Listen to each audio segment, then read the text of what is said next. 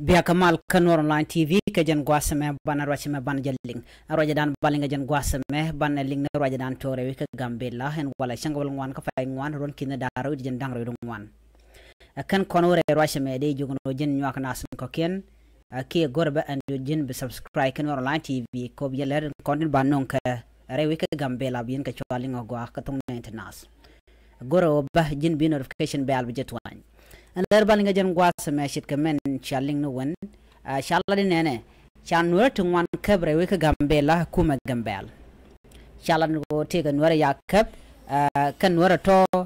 kan nwara konti la kwar kan nasan kontin chung ka kwinwari chaladen go chaka kep ke chaka kap chongre kuma ka chaka keba shu men ramadan laran security kiran malka mandana kep gambela no wen men monwer man cha gwade cha jo kulum moch karara dien ka kor gwase pai we ramadan la kwar malka ko gwase shu e shol kon antama cha shol kon cha jo chara den cha las gwas de kana ramadan cha las gwas de rami randu do den ramadan cha las gwas shol kon ka kwi malka ki security e won ma janka cha roje ma cha jala de nono na me jendana to cha la do ne di shop ka baro ke ne di shop ka wala won yamba kan wari cha ka kep cha las cha kep kume mena kume gambel kene kume federal neren kontin lokanas ko dem malder bere wisha ka gambela neti ngwan lonku la riya ka dob dana kap kana kane de kona na chicken wari ka ber en dob dana kap kana ki men yang na ga jango da kan tara kana ngache no ngai kene je gwano gambela tegri to malat karodien